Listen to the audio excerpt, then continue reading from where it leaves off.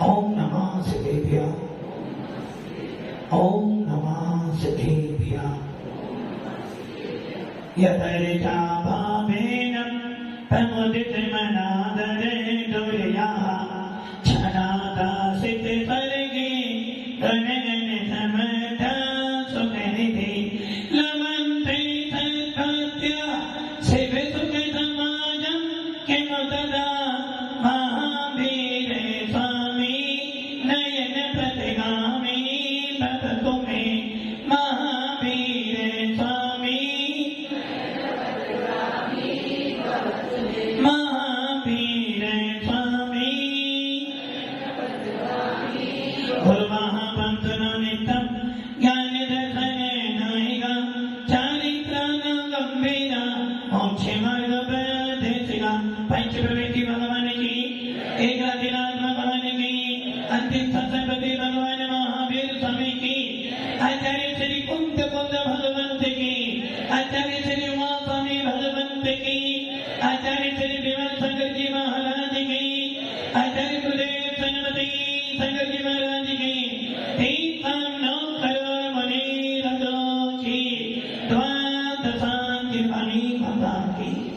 बोले वात्सल्य मूर्ति दिव्य तपस्वी आध्यात्म विराट आचार्य 108 श्री सुंदर सागर जी गुरुदेव की गुरुदेव की गुरुदेव की। मोक्ष मार्ग से नेतारम भेतारम धर्मोपतम ज्ञातारम विषय तत्वानां वंदे तद्गुण लब्धे वंदे तद्गुण लब्धे। भव्य आत्माओं, भगवान महावीर जिन्होंने आपको 30 साल तक क्या करा, 30 साल तक धर्म का उपदेश दिया। भगवान महावीर ने 12 साल तक मौन रखा। भगवान महावीर ने मुनि बनने के बाद 12 साल तक घोर साधना की और 12 साल में साधना कर करके अपने 4 घात्या कर्मों का विनाश किया। 4 घात्या कर्म कौन से? ज्ञानावनी, दर्शनावनी, अंतराय और मोहिनी। इन चारों कर्मों का 12 साल में विनाश किया और जब जाकर उनको केवल ज्ञान की प्राप्ति हुई। इसी 4 कर्मों का विनाश करने के लिए भरत जी को मात्र अंतर्मुख लगा। भगवान महावीर के जीव को, महामुनि महावीर को 4 घात्या कर्मों का विनाश करने के लिए 12 साल लग गए। भरत जी को मात्र अंतर्मुहूर्त लगा, उन्होंने चारों घात्या कर्मों को विनाश करके केवल ज्ञान की प्राप्ति कर ली। काम विजेता गोमतेज बाहुबली, जिनको 4 घात्या कर्मों का विनाश करने के लिए 1 साल लग गया। और प्रथम तीर्थंकर भगवान आदिनाथ, जिनकी कुल आयु कितनी थी? 84 लाख पूर्व, जितने थे 83 लाख पूर्व बिता दिए संसार के काम में। तीर्थंकर होने के बाद भी 83 लाख पूर्व तक आत्मा का भेदन तो हुआ, किंतु मोक्ष मार्ग पर बढ़ने के लिए मुनि नहीं बढ़े। और 1 लाख पूर्व की जब आयु रह गई, उस आयु में केवल ज्ञान भी प्राप्त किया, साधना भी की, घात्या कर्मों का विनाश भी किया और मोक्ष पधारे। किंतु भगवान महावीर स्वामी का जीवन देखें कि जिस 4 घात्या को कर्मों का विनाश करने के लिए उनको 12 साल लगे, वहीं पर भरत को मात्र अंतर्मुख। ये सारा खेल किनका था? किनका? तो भगवान आप ये कहना चाह रहे हो कि महामुनि महावीर के परिणाम खराब थे, भरत के परिणाम ज्यादा अच्छे थे।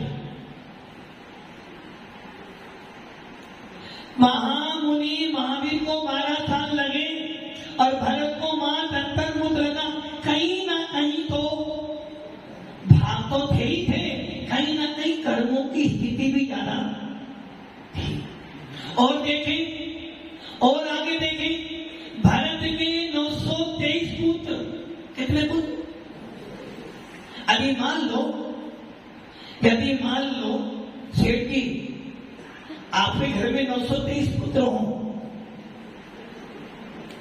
सेठ जी मान लो होंगे, नहीं मान लो 923 पुत्र हो, अब वो 923 पुत्र गूंगे हो तो आप क्या करोगे?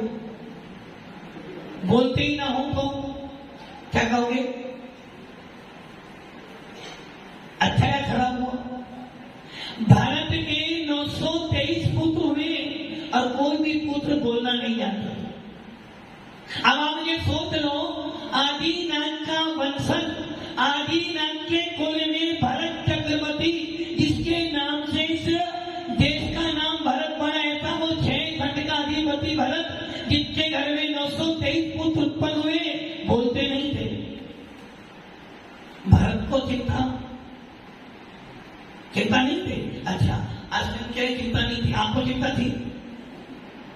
यदि अपने घर में एक ही बेटा हो या 2 बेटे भी हो, 5 बेटे भी हो और जरा सा रोग लग जाए तो दिन भर,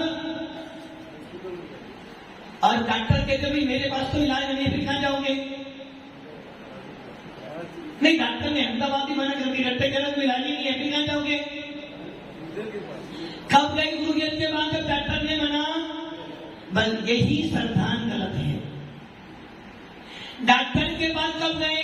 पहले डॉक्टर के पास ले जाओ जब डॉक्टर कहते भाई अब दवाई नहीं है, जब महाराज जी के पास जाओ। जबकि सम्य दृष्टि जी क्या करता है? सम्य दृष्टि जी को यही कहता है कि आचार्य कौन स्वामी अपने पावर में कह रहे हैं, सबसे परम औषधि, यदि कोई जीन वैद परम औषधि, जीन वचन सबसे बड़ी औषधि है। जिसने जिनेन्द्र देव के वचनों पे श्रद्धान कर लिया है, जिसने जिनेन्द्र देव के वाक्यों को अटूट सत्य मान लिया है, वो व्यक्ति कभी जन्म जरा मृत्यु से डरने वाला नहीं है। भारत जी के 923 पुत्र, एक तो नहीं 923 पुत्र बोलना नहीं जानते थे। भरत जी को भी विकल्प तो आया, और जब समोसन में गए, समोसन में कौन बैठे थे? कौन? भगवान आदिनाथ। कौन थे वो? भरत जी के कौन थे?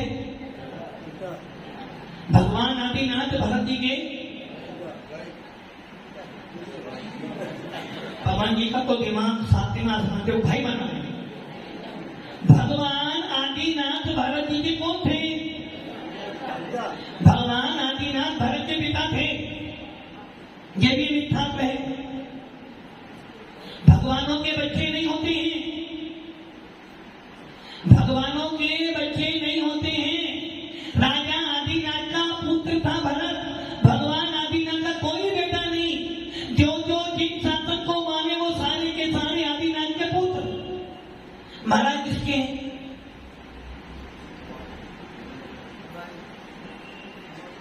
किसके हैं महाराज जी? हमारे। मकान किसका है? बस यही तो अंतर है। आदिनाथ भगवान, तीर्थंकर भगवान आदिनाथ किसी के पिता नहीं थे, वो तो पूरे विश्व के पिता हैं। विश्वकर्मा, आपने नाम सुना विश्वकर्मा? उसका पिता होता है विश्वकर्मा। का अर्थ क्या है? एक जाति है। क्या करते हो विश्वकर्मा? बड़े वाला नाम। तो दीदी ध्यान रखना, जिन्होंने असी मसी कृषि वाणिज्य शिल्प कला इन 6 कर्मों का उपदेश दिया, उन्हें कहते हैं विश्वकर्मा। तो हमारे आदिनाथ कौन थे? विश्वकर्मा। ऐसे विश्वकर्मा आदिनाथ संपूर्ण विश्व के परम पिता परमेश्वर थे।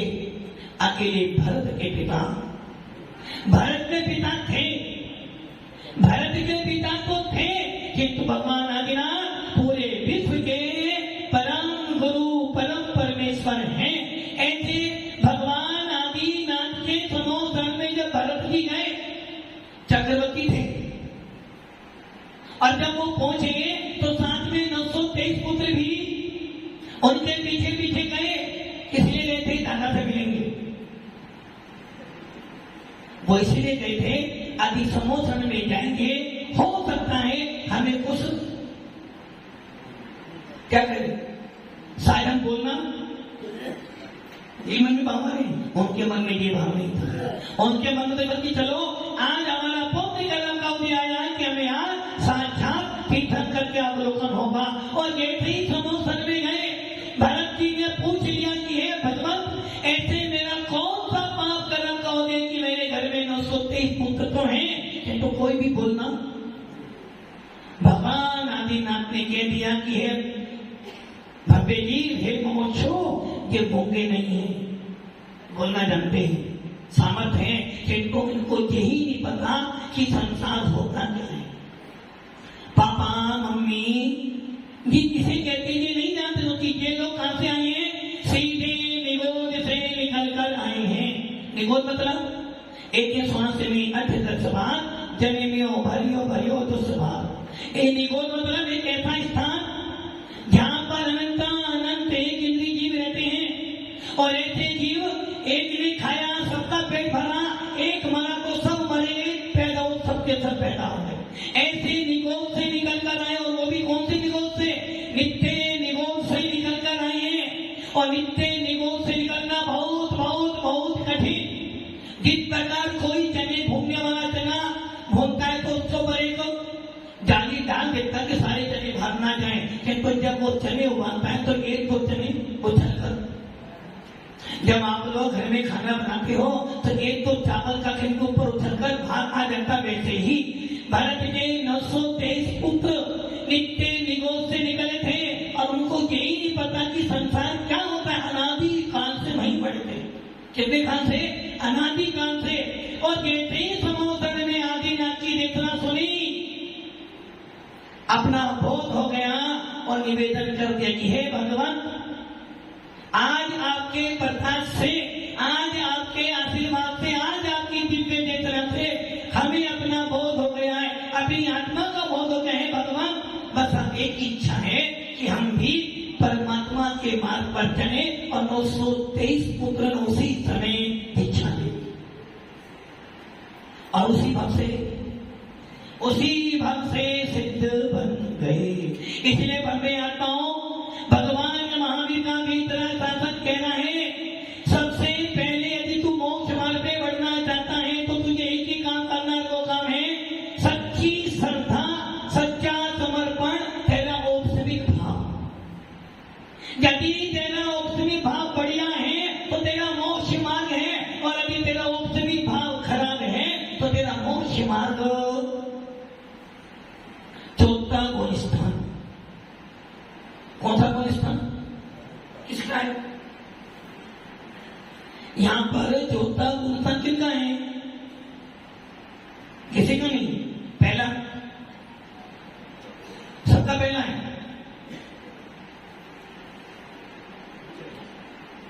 आपका गुण स्थान कैसे मालूम पड़ा? आपका पहला। इसका मतलब ये आचार्य कौन को स्वामी कह रहे हैं, यदि आपका गुण स्थान पहला है तो आप कौन हो? दंसन भट्टा भट्टा दंसन भट्टा से नत्तिनी भानम से जंती करिए भट्टा दंसन भट्टा न से जंती। यदि आपका गुण स्थान पहला है तो समझ लो आप मिथ्या दृष्टि हो, और जो मिथ्या दृष्टि है उसके पास औपचारिक भाव नहीं होता है। और जिसके पास औपचारिक भाव नहीं, जिसके पास सच्ची श्रद्धा नहीं, समझ लेना उसका जैन कुल में पैदा होना। सुनील जी, बहुत दिन के बाद आज बुखार आ रहा था, और दुकान पे जाने के लिए, मतलब कि आपके पास में हर रास्ते किसके लिए? धर्म के लिए है। कहीं भी जाना हो तो समय कहां से काटोगे? धर्म में से। दुकान पे जाने के लिए बुखार नहीं है, किंतु आत्मा को जानने के लिए, आत्मा को सुनने के लिए। अच्छा, तुम्हें बुखार था या शरीर को बुखार था? तुम्हें तो बुखार नहीं था, शरीर छोटा अलग है। भव्य आत्मा इसलिए कौन कौन स्वामी कह रहे हैं, यदि वास्तव में तू मोक्ष मार्ग पे आना चाहता, सबसे पहली सीढ़ी है सम्यक दर्शन। दर्शन से जो भ्रष्ट वो भ्रष्ट हैं। और ये ध्यान रख लेना, जिसकी श्रद्धा गलत है वो कभी भी चतुर्कोण स्थान को प्राप्त नहीं कर सकता।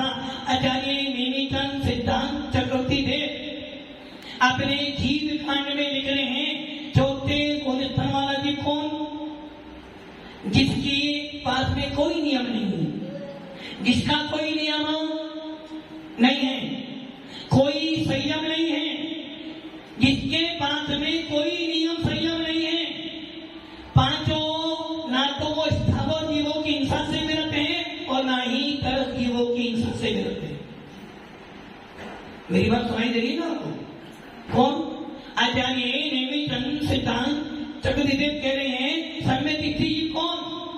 जिसका कोई नियम नहीं है, कोई संयम नहीं है, ना अनुवर्ती है ना महावर्ती है, तरस और स्थावर जीवों से भी रहित नहीं है, तरस और स्थावर जीवों की हिंसा भी करता है, किंतु फिर भी सम्यक दृष्टि है। क्या कह रहा हूं? कोई नियम, भगवान जी कोई नियम नहीं है, कोई संयम नहीं है, और स्थावर जीव पृथ्वी जल अग्नि वायु वनस्पति इनकी हिंसा भी करता है, दो इंद्रिय तीन इंद्रिय चतुर्ंद्रिय पंच इंद्रिय की हिंसा भी करता है, उसके बाद भी सम्यक दृष्टि है। बस एक काम करता है, बस एक ही काम करता है, जो जो जिनेंद्र देव ने कहा है वो ही सत्य है, इसके अलावा और कोई सत्य। कितना भारी काम, भारी काम है ना, देखो सब कह रहे भारी काम, बहुत भारी काम। मतलब कि आपको अपने जिनेंद्र देव के ऊपर श्रद्धा नहीं है ना? नहीं है। आचार्य नेमिचंद जी कह रहे हैं, वो जीव क्या कर रहा है? तरस जीवों की भी हिंसा कर रहा है, स्थावर जीवों की भी हिंसा कर रहा है, कोई नियम भी नहीं है, उसके बाद भी वो सम्यक दृष्टि है। उसका गुणस्थान चौथा है, क्यों? क्योंकि उसका नियम है, जो सर्वज्ञ ने लिख दिया है, जो गंधर्व के देशना में निकल गया है, जो पूर्वाचार्य ने लिपिबद्ध कर दिया है शास्त्र में, वो ही सत्य है, इसके अलावा कोई सत्य नहीं है। इतना मात्र करने से वो कौन है? सम्यक दृष्टि। आप कौन हो? अच्छा, अभी मीठा दृष्टि से अभी सम्यक दृष्टि हो गई।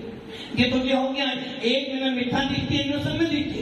इतना सस्ता सम्यक दर्शन नहीं है।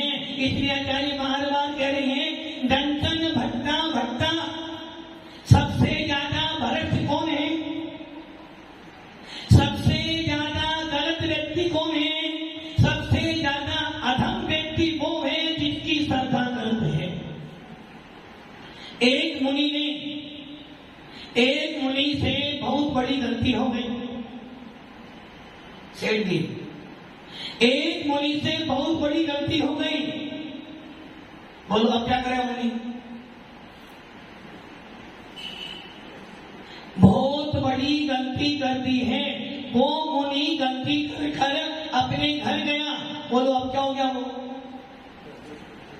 वो उस मुनि ने गलती करी, उसको संग से निकाल दिया, अब उसने संयम छोड़ दिया।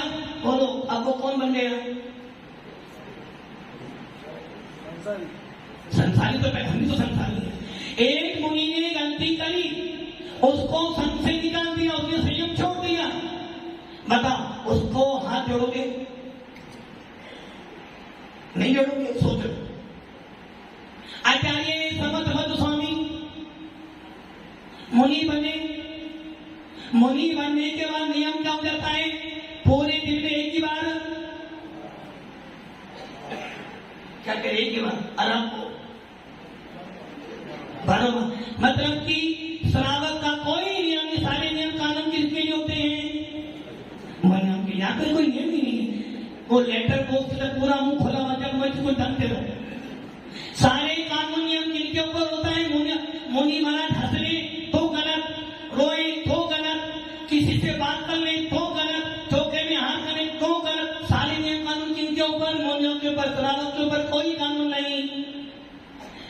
प्रवचन करने में आपको 8:30 बजे बैठना है तो बैठना है, आप आओ या ना हो, नियम जिनका महाराज का सेठ भी आया अथवा नहीं है। ये ध्यान रखना, मुनियों पर जितने नियम कानून लागू होते हैं उससे ज्यादा नियम कानून तुम्हारे ऊपर भी लागू होते हैं। इसलिए आचार्य कुंद स्वामी लिखा है भैया, जो श्रावक आचार्य कुंद स्वामी रेम सार में लिख रहे हैं, जो श्रावक मुनियों की परीक्षा कर हारदान देता है, भगवान साहब, जो श्रावक मुनियों को हारदान देने के लिए उनकी पहले परीक्षा करता है। क्या परीक्षा? कौन से संत के हैं, कौन से तत्व के हैं, कहां से आए हैं, किनको मानते हैं। तो समझना कुंद स्वामी कह रहे यदि तू मुनियों को एक हार दान देने के लिए, एक नवाला देने के लिए तू परीक्षा करता है, तेरे से बड़ा कोई मिथ्या दृष्टि नहीं हो सकता है। श्रावक का सबसे पहला कर्तव्य क्या है? निर्गंध भेद देखो। एक मुनि में 3 चीज देखो। पहली चीज कौन सी? हमारे यहाँ आया है एक श्रावक को सम्यक दृष्टि जीव को किनको हाथ देना चाहिए? निर्गंथों को हाथ देना चाहिए, सत्य पात्र को। अब क्या परीक्षा करना? आदि कोई मुनि तुम्हारे नगर में आया है, कोई जाति व्यक्ति आया है, कोई महाव्यक्ति है, सबसे पहला विशेषण वो निर्गंथ होना चाहिए। मुनियों के पीछे निर्गंथ है, तुम्हारा मुनि है। नंबर 2, 4 महीने में एक बार केस रुस्ता। नंबर 3, खड़े खड़े कर पात्र में हाँ और पीछे मन रखो। यदि ये 4 गुण मिल जाए, क्या करना तुम लोग? हे स्वामी अत्रो, इसके बाद ये मुनि कौन से संत के हैं, कौन सी परंपरा के हैं, कौन से पंथ को मानते हैं, हमारे अनुसार चलेंगे। ये तुम्हारी मानता एकदम गलत है। तो जो श्रावक मुनियों को दान देने के लिए, हाथ देने के लिए परीक्षा करता, उसके लिए कौन स्वामी कहते हैं तेरे इससे ज्यादा मूर्ख और कोई नहीं है। यदि ये 4 गुण मिल जाए तो श्रावकों को अपना मस्तक झुकाकर मुनियों को दान देना चाहिए। आचार्य समर्थ स्वामी तो जब मुनि बने तो उनको भी रोग हो गया, वसंत व्याधि रोग हो गया, जितना खाओ उतना सारा का सारा। और उस समर्थ स्वामी ने अपने गुरु से कहा कि हे भगवान, अब ये रोग सहन नहीं हो सकता, अब तो मुझे समाधि। कि तो मुनि जानते थे, गुरु जानते थे कि ये सम्यक दृष्टि जीव है और इससे आगे ब्राह्मणा होने के लिए आचार्य कौन स्वामी बार बार कह रहे हैं, जिसके पास सम्यक दर्शन नहीं वो सबसे ज्यादा भ्रष्ट।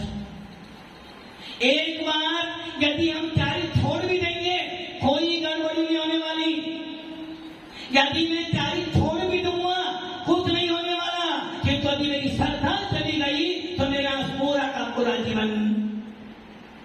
जरूरी क्या है मोक्ष मार्ग में? जरूरी क्या है? सम्यक दर्शन। यदि तेरी श्रद्धा गलत है तो तू 3 काल में भी मोक्ष को प्राप्त नहीं कर सकता है। कितना ही मुनि बन जाना, कितने ही शास्त्र पढ़ लेना, किंतु जब तक तेरी श्रद्धा गलत है, जब तक तुझे जिनेंद्र देव के वचनों पे श्रद्धा नहीं, तेरा मोक्ष मार्ग शुरू होने वाला। इसलिए सबसे पहले क्या करना? क्या करना? क्या करना? दर्शन मुनि को उपशम करना। और जितने दर्शन मुनि को उपशम कर दिया, जितने मुनि कर्म को दबा दिया, उसका शुरू हो गया मोक्ष मार्ग। और जिसका मोक्ष मार्ग शुरू हो जाएगा वो ही मोक्ष को प्राप्त। हम सब क्या करें? क्या करें? श्रद्धा किस पे करें? यही तो गड़बड़ी करते हो। देव सामूह पे तो श्रद्धा करते हो, किंतु अपनी आत्मा पे कभी श्रद्धा नहीं करी। सम्यक दर्शन इतना सस्ती चीज नहीं है। इसलिए अपने श्रद्धा को मजबूत करो और अपना मोक्ष मार्ग प्रसन्न करो। ओम नमः सिद्धि।